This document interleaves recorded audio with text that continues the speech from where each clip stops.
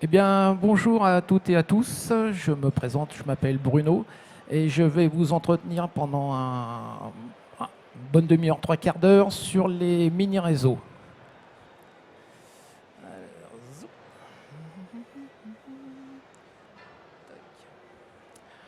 Alors, mini-réseau ne veut pas dire forcément un réseau bâclé vite fait. Mini-réseau, c'est une autre idée du modélisme ferroviaire. Vous avez pu déjà visiter le salon, vous avez vu donc des réseaux qui font 5, 6, 7, 10, 11 mètres de long, et vous en avez vu d'autres qui tiennent sur une table de camping, voire sur une caisse.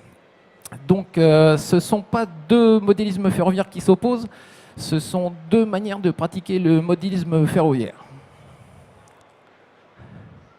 Alors quand on parle mini-réseau, bien souvent on pense à ça.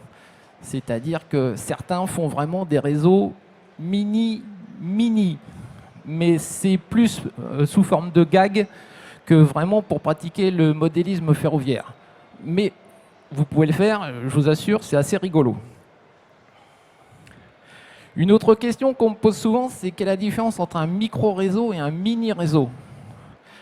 Je vais vous donner une définition qui vaut ce qu'elle vaut. Le micro-réseau, c'est le réseau qui est le plus petit possible et sur lequel le train va faire soit un tourné en rond, soit un aller-retour droite-gauche, voire faire un aller-retour avec une aiguille.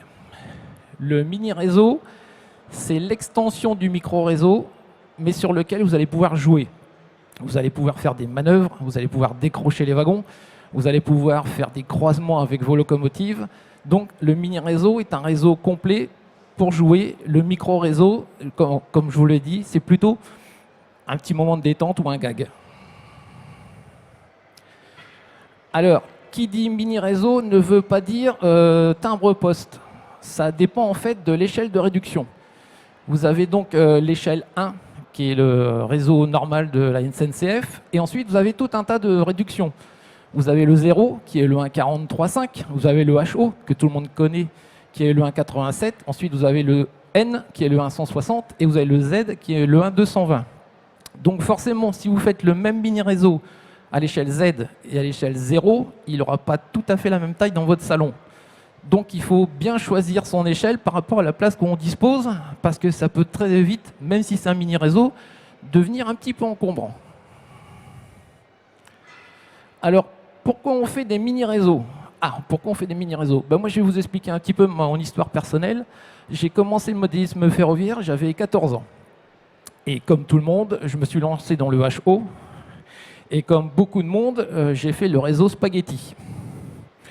Des aiguilles partout, des courbes partout, une gare, et bref, un réseau que j'ai commencé, que je n'ai jamais fini. Parce que ça m'a dégoûté, ça ne marchait pas, c'était trop long, enfin bref, c'était la prise de tête. Donc j'ai arrêté complètement le modélisme ferroviaire, et je n'y suis revenu qu'en 1995. Oui, je vous le concède, c'était au siècle dernier. Donc en 1995, Loco-Revue avait lancé un défi pour l'expo, qui était de faire en fait un réseau sur une base de 30 cm par 40 cm. Et je me suis dit, allez, j'y retourne, pourquoi pas, chiche. Et donc j'ai fait mon premier mini-réseau. Donc ça a été la raison, moi, personnelle, pour laquelle j'ai commencé à faire des mini-réseaux. Mais il y a d'autres raisons pour faire des mini-réseaux. Première raison, et je suis bien placé pour le dire, le manque de place. C'est clair que si vous avez un studio ou un petit appartement, vous n'allez pas vous attaquer à la gare Montparnasse. Même à l'échelle Z, ça prend de la place. Donc en fait, ceux qui pratiquent le plus souvent les mini-réseaux, c'est ceux qui n'ont pas beaucoup de place. Alors j'entends toujours la réclamation, oui, je voudrais bien faire du train électrique, machin, etc., mais j'ai pas de place. Moi, j'ai une étagère qui fait 1 mètre de long par 40 cm et je fais mon mini-réseau dessus. C'est d'ailleurs pour ça que tous mes mini-réseaux font 40 cm de large, parce que c'est la taille de l'étagère dont je dispose. Donc, si vous avez une toute petite place, même un placard, une étagère, un bout de table, un coin de cuisine, vous pouvez faire du modélisme ferroviaire. Il suffit juste de choisir le bon thème avec la bonne échelle. Entre parenthèses, ça c'est un trucage, l'allumette fait 2 mètres de long.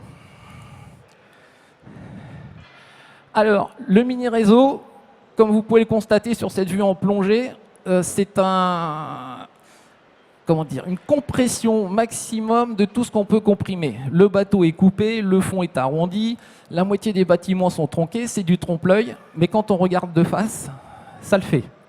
Parce qu'en fait, l'auteur, donc c'est Yann Baud qui l'a fait, a complètement comprimé toutes les distances, sauf la voie sur laquelle le train circule.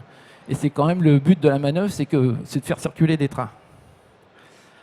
L'autre raison de faire des mini-réseaux, c'est que si on s'est lancé dans la bataille et qu'on veut faire du SNCF ou du train SNCB ou FS, etc., de temps en temps, on se dit, tiens, j'ai besoin d'une petite respiration, j'aimerais bien faire du japonais, du Far West, du train russe, du train chinois, mais je ne vais pas investir non plus et repartir sur un gros réseau. Là, voilà, on va faire du western, donc voilà, tous les clichés types, le pont en bois, la locomotive, le pare-buffle, etc. C'est un mini-réseau, je le fais, ça m'occupe 4, 5, 6 mois, je m'amuse comme un petit fou, ça me détend, ça me nettoie la tête, et puis après, je peux repartir sur mon réseau traditionnel. Voilà, un autre exemple, d'une personne qui s'est dit, tiens, j'ai envie de faire du tramway japonais. Pourquoi pas? L'autre possibilité sur un mini-réseau, c'est de tester une technique. Donc, et ça s'adresse surtout aux débutants. Plutôt que de se lancer tout de suite dans la bataille sur un gros réseau, il va falloir faire la menuiserie, l'électricité, la pose de la voie, les automatismes, le décor, les arbres, la végétation, les bâtiments, la patine, etc., etc., etc. Donc, plutôt que d'attaquer tout ça en bloc d'un coup, je vais faire un tout petit réseau sur lequel je vais tester 1, 2, 3 techniques que je ne maîtrise pas. C'est pas grave, ça me coûte pas cher, ça me prend pas beaucoup de temps. Même si c'est moche, je le mets au placard, personne ne le verra, mais au moins j'aurai appris à maîtriser une technique, voire maîtriser 2 techniques. Et une fois que j'aurai maîtrisé ces 2 techniques sur le mini-réseau, je peux donc le retranscrire sur un vrai réseau. Encore que ça, c'est un vrai réseau aussi. Comme je disais, se changer les idées. Moi, j'ai plein d'amis qui font des réseaux, ce qu'on appelle le réseau d'une vie. Ils vont mettre 5, 6, 7 ans à le faire. Et au bout d'un moment, la passion, elle est toujours là, mais ça s'émousse un petit peu. Alors, de temps en temps, ils font un break. Ils se font un petit délire. Ils viennent en exposition, ils nous montrent leur petit délire. On rigole bien, on fait quelques photos. Et après, on repart sur le travail. Se faire plaisir aussi. Il ne faut jamais oublier que le modélisme ferroviaire, c'est un loisir. Donc, faites-vous plaisir. Cette personne-là a été en vacances à Porto. Elle a acheté un petit tramway en plastique. Elle s'est dit, tiens, il est très joli ce petit tramway en plastique, mais je vais lui faire un décorum. Et il a fait un décorum pour son petit tramway en plastique. Tous les bâtiments sont en papier imprimé. Le train ne fait que tourner en rond. Même l'aiguillage est faux. Mais il s'est donné le temps à faire ça pour pouvoir mettre en scène son petit tramway en plastique. Et il s'est fait plaisir. Délirer aussi. Il y en a quelques-uns qui sont juste à côté, là, qui ont fait les îles et les ponts. Vous pouvez discuter avec eux, vous allez voir, ils sont sacrément allumés. C'est-à-dire que des fois, en exposition ou sur un coin de table, on part sur des petits dessins comme ça. On dit, tiens, ça serait marrant si on faisait ça. Puis tiens, ça serait marrant si on pouvait faire une scénique un petit peu comme ça. Et donc, on part sur un petit dessin, et puis après, on fait un dessin à l'échelle réelle. Ça, c'est un format A4, donc 21, 29,7. Et on colorie et on regarde si ça passe. Et puis si ça passe, on dit tiens, chiche, allez, je vais le faire. Alors, chose très importante, et là je crois que tout le monde va écouter, l'avantage du mini-réseau, c'est le budget. Parce que pour faire un réseau normal, c'est vrai que ça commence à coûter un petit peu cher. Et en ce moment, je trouve que les prix s'envolent un petit peu beaucoup. Au moins l'avantage avec le mini-réseau, c'est que le budget, vous le maîtrisez complètement. Sur un mini-réseau, vous partez avec quelques rails, 2, 3 aiguilles, une locomotive, 2 locomotives, 5, 6 wagons maximum. Et comme la surface est réduite, ça vous coûte assez peu cher en électricité, ça vous coûte un peu moins cher en menuiserie, ça vous coûte un peu cher en voie. Et ça vous permet donc de faire un réseau tout en maîtrisant un budget. Moi, je pense qu'un mini-réseau, si vous dépassez le budget de 500, 600 euros, tout compris, c'est qu'il y a un problème. Ou alors, vos locomotives sont en or. Alors, la différence entre la voie normale et la voie étroite, et là vous avez 2 exemples juste à droite en sortant de la salle de conférence, de gens qui pratiquent l'échelle HO, donc 1/87e, la plus connue, mais vous avez remarqué que les rails sont un petit peu serrés. En fait, c'est normal. Dans la plupart des mini-réseaux, on va s'amuser en fait à prendre des échelles normales pour trouver le maximum de matériel du commerce, mais sur des voies étroites, ce qu'on appelle la voie étroite, ce qui permet donc d'avoir un maximum de produits qu'on trouve facilement, mais avec une taille réduite de voies qui permet donc de réduire la surface du réseau et donc de faire du mini-réseau. L'avantage aussi, c'est que si vous faites du HO et que vous prenez des rails en N, vous pouvez donc utiliser les châssis en N pour faire vos locomotives. Là, effectivement, vous devez construire un petit peu vos locomotives vous-même. C'est valorisant, c'est intéressant et surtout, ça coûte beaucoup moins cher que de l'acheter tout fait.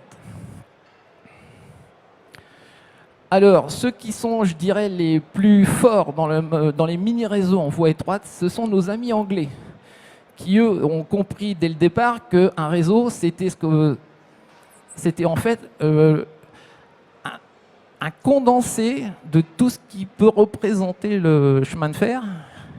Et c'est eux qui ont lancé en fait un peu l'idée du réseau sur le coin de la cheminée. Parce que je ne sais pas, vous voyez les anciennes cheminées avec une poutre, et en fait, ils posaient leur réseau sur la poutre. Donc c'est eux qui ont un peu lancé l'idée du mini-réseau. Et en fait, vous pouvez donc vous rendre compte sur l'image du bas, c'est qu'en fait, sur ce réseau, il n'y a aucune aiguille.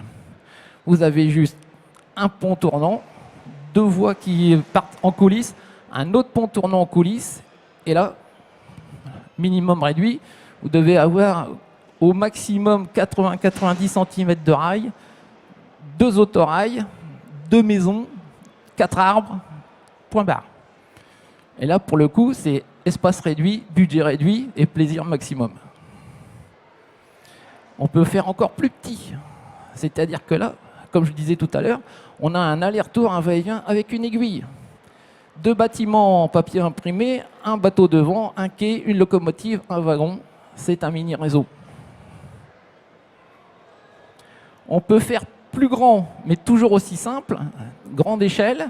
Mais là encore, on a un aller-retour, une aiguille, on a un locotracteur qui va charger des bennes dans le bâtiment, qui va décharger ses bennes dans le camion qui est censé être sous le pont, et qui revient ensuite au bâtiment pour recharger ses bennes. On ne peut pas faire plus simple. On peut aussi, sur un mini-réseau, reproduire un semblant de réalité sur une surface ultra comprimée. Donc là, on est sur un tramway urbain. Donc en fait, on a un bout de ville, on a un café, un hôtel, une usine. L'usine servant de diviseur scénique puisque le réseau est visible sur les trois côtés. Et en fait, là-dessus, on a un ovale avec deux aiguilles. Donc on peut déjà manœuvrer malgré tout. Et vous voyez que là-dessus, on peut même aller jusqu'à monter de la caténaire puisque c'est un tramway. Donc le réseau peut être complet. Un autre exemple d'un réseau tout aussi petit, fait par un ami anglais, Don Sibley, qui lui a multiplié les aiguilles au maximum de la surface possible et sur lequel il fait voyager des tramways dans tous les sens. Et vous voyez que là-dessus encore, le budget est ultra réduit, hein, puisqu'on a 3 châssis récupérés sur lesquels il a remonté des structures en plastique, un bâtiment central, un arbre au fond, un petit peu de pavé sur la route, terminé. S'amuser, ça aussi les Anglais savent faire, ce qu'ils appellent le réseau pizza. Le réseau pizza, ben voilà, c'est un ovale. Et en fait, le train est presque secondaire, puisqu'en fait, ils vont se donner à fond dans le décor. Et là, pour le coup, pour celui qui veut utiliser la technique des appareils électrostatiques, de planter la végétation ou de faire de la patine sur du végétaux, voilà un très bel exercice de style pour apprendre à faire une décoration avec de la végétation. Et comme vous pouvez le constater, ça prend très peu de place. Et là, il a dû consommer à peu près un quart des sacs de flocage qu'on peut avoir dans le commerce. Ça peut être plus gros. Mini réseau ne veut pas dire forcément toujours geeky. Là, on est sur un réseau qui est quand même un petit peu plus confortable et qui a une histoire en lui-même. C'est en fait un réseau minier. Le train va d'un point A à un point B et il effectue différentes opérations avec ses wagonnets. Donc ça permet, donc là, c'est plus un exercice de style sur la patine, la rouille des bâtiments.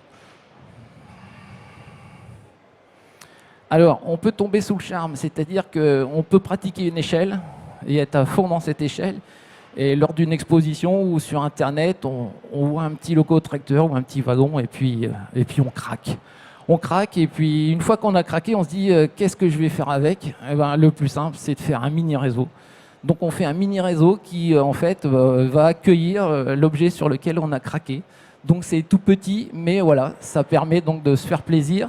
Et si le mini réseau est monté avec un couvercle et une vitrine en façade, ça peut même rester en exposition dans votre salon.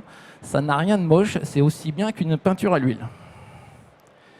Voilà, donc on peut tomber sous le charme, ou alors tomber sous le charme de tout faire soi-même. Parce que là, très honnêtement, à part les rails et le châssis moteur, tout est construction intégrale. Donc ça permet de se faire plaisir et d'essayer la carte plastique, d'essayer la soudure du laiton, d'essayer les bâtiments en plâtre, d'essayer sur une imprimante de refaire des publicités d'époque. Voilà. C'est la porte ouverte à toutes sortes de manipulations et de bricolage qui vont pouvoir vous aider après à vous lancer dans un plus grand projet. Là encore, on est sur le réseau pizza, sauf que celui-là est un peu plus étayé puisqu'en fait on peut manœuvrer. Donc on a une vue 3/4, le quart restant étant la personne derrière. C'est une coulisse, ce qui lui permet donc de faire varier ses circulations ou de changer le chargement de ses wagons. Donc c'est à la fois esthétique et c'est en même temps jouable, puisqu'en fait on peut faire des manœuvres et on peut changer les compositions. Alors en mini réseau on peut aller encore plus loin, c'est-à-dire que toujours sur un coin de table, mais là on commence à être étoffé. On est toujours en voie étroite, on est toujours en 1/87e, mais là effectivement on commence à avoir une gare, on commence à avoir une remise, on commence à avoir une arrivée sur un embranchement particulier, on commence à étoffer le système. Donc là, si vous avez déjà fait un mini réseau, deux mini réseaux, le troisième sera plus gros et le quatrième sera encore plus gros et ainsi de suite et ainsi de suite. Alors, bien entendu, si vous vous lancez dans le mini réseau, ce que je vous conseille, c'est d'utiliser les échelles les plus classiques. Pourquoi? Parce que vous allez tout trouver dans le commerce. Donc ça vous évitera bien des déboires ou le problème de construire vous-même, surtout la voie qui est la plus compliquée à travailler. Donc vous pouvez partir donc sur de l'échelle HO, vous pouvez partir sur du HO métrique, comme c'est le cas ici. Vous pouvez partir sur du HO étroit avec de la voie de 9 mm et ainsi de suite. Donc le fait de rester sur les échelles classiques vous permet donc déjà d'avoir un petit peu d'aide des autres personnes. Vous allez sur les forums, vous vous appelez un petit peu à l'aide quand vous êtes bloqué sur un sujet. Si ce sujet est recouvert par la majorité des amateurs, vous allez avoir un retour et ils vont pouvoir vous aider pour vous dépatouiller sur un petit problème. On peut très bien faire un mini réseau avec une échelle normale, le HO. On peut le voir sur le plan du dessus que le schéma de principe il est assez simple. Une coulisse, deux aiguilles d'entrée, deux aiguilles de sortie, une gare, voilà. Vous avez déjà un réseau, vous pouvez manœuvrer et là vous êtes sur du HO, donc vous pouvez acheter directement dans le commerce tous les éléments qui sont constitutifs de ce réseau.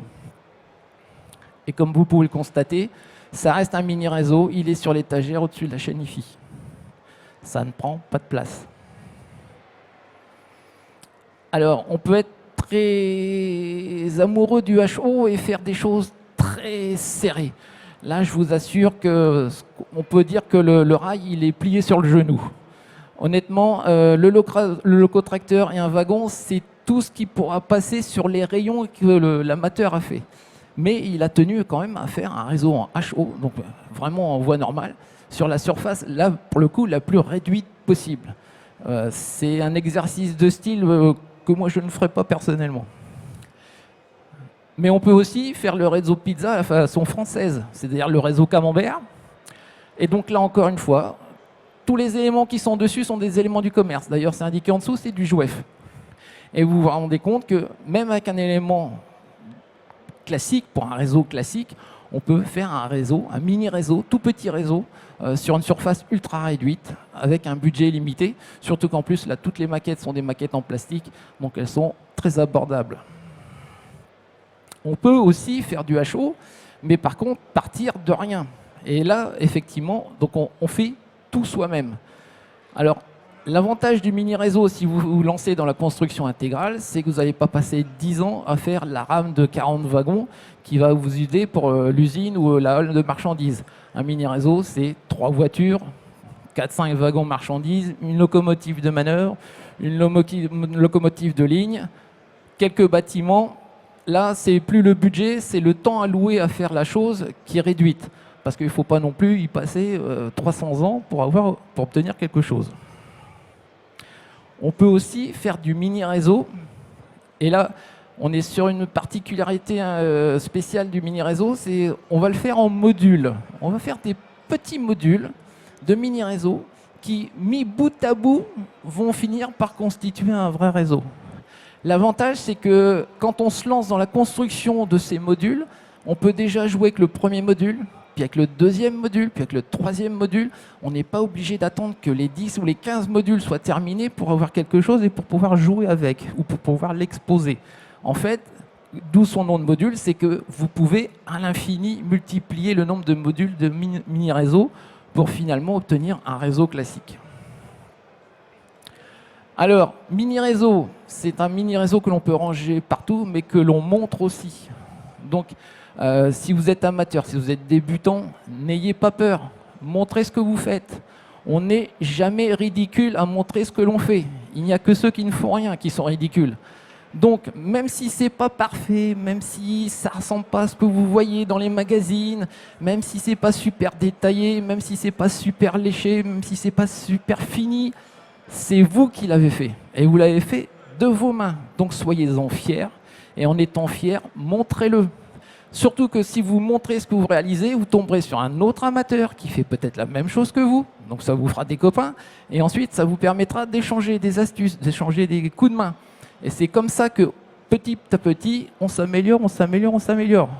Moi, quand j'ai commencé le modélisme ferroviaire, je peignais à la gouache et je collais à la colle blanche. Mais heureusement, j'ai rencontré d'autres personnes qui m'ont montré des astuces, des tours de main. Et donc, au fur et à mesure, j'ai un petit peu étoffé ma manière de faire les choses. Et il n'y a pas de raison pour que ça ne trône pas dans le salon, même si madame trouve ça un peu bizarre. Ça vaut bien, comme je dirais, une sculpture ou une peinture. Surtout que si la présentation est bien faite, comme c'est le cas ici, il n'y a aucune raison qu'on le planque dans le couloir. Si on a vraiment très peu de place, on peut même aller jusqu'à le mettre dans un élément qui n'est pas prévu pour ça. Donc à la rigueur, une petite bibliothèque ou l'ancien meuble qui permettait de ranger la chaîne IFI avant qu'on miniaturise tout, ou dans un distributeur de bonbons. Cette maquette est dans le distributeur de bonbons. Donc en matière de mini-réseau, on peut faire ce qu'on veut et on peut le montrer de la manière que l'on veut. Alors pour ceux qui sont vraiment très à l'étroit, un peu comme moi, et qui veulent malgré tout avoir des réseaux qui sont un petit peu plus larges qu'une étagère Ikea, il y a des astuces. Par exemple, le plateau tournant. Donc vous construisez votre réseau sur le plateau et quand vous ne travaillez pas dessus ou que vous ne jouez pas avec, vous le repliez. Contre le mur, ça prend moins de 40 cm d'épaisseur. Si la planche est décorée, on peut même ne jamais savoir qu'il y a un réseau derrière. Le seul petit inconvénient, c'est qu'il ne faut pas oublier le matériel roulant quand vous fermez le réseau. En fait, vous ne le faites qu'une fois, après vous vous en souvenez. Voilà, d'autres réseaux qui peuvent tenir sur un coin de table, qui peuvent être équipés, qui peuvent être totalement opérationnels, c'est-à-dire qu'il suffit juste de brancher une prise de courant sur le bord et tout l'équipement électrique étant à l'intérieur, le réseau est opérationnel, il n'y a pas de fils qui traînent partout, c'est propre. Alors, pour ceux qui se lancent vraiment dans l'aventure, qui n'ont jamais fait de modélisme ferroviaire, qui voudraient bien y essayer, ce que je vous conseille, c'est de partir d'une boîte de départ.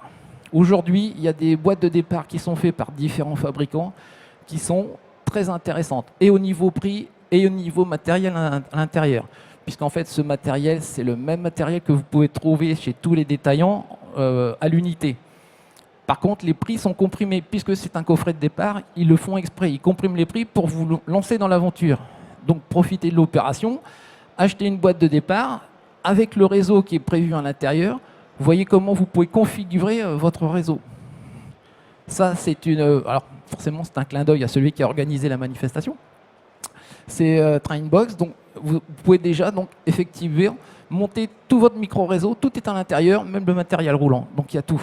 Et là, pour un budget réduit, puisque j'ai vu que la boîte était à 300 €, vous avez absolument tout pour faire un mini-réseau, budget réduit, risque réduit, parce que même si vous vous loupez, Bon, c'est 300 €, mais vous ne perdez pas tout, puisque vous pouvez récupérer quand même une partie des éléments, même si vous vous loupez. Et vous pouvez recommencer, recommencer, recommencer, recommencer. Et une fois que vous aurez recommencé, recommencé, recommencé, recommencé, avec une boîte de départ, vous pourrez arriver à ça. C'est à l'échelle N, c'est un réseau en triangle.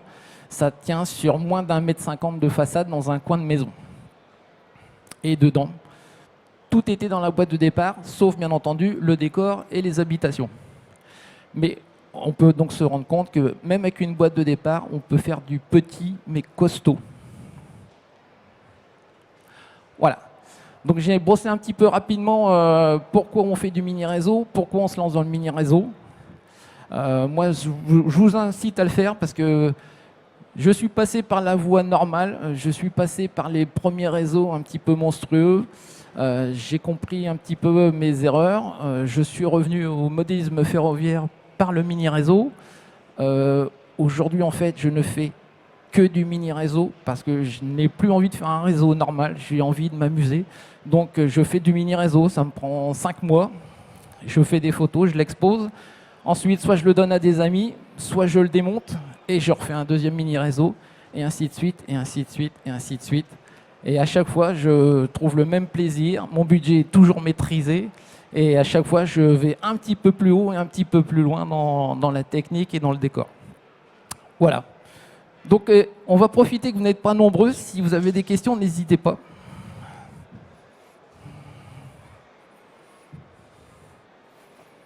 J'ai été très clair?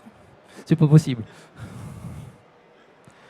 Bon, écoutez, moi, ce que je vous invite, c'est de retourner donc, au niveau de l'exposition et de re-regarder avec un nouvel œil tous ces réseaux qui tiennent sur des caisses, sur des tables.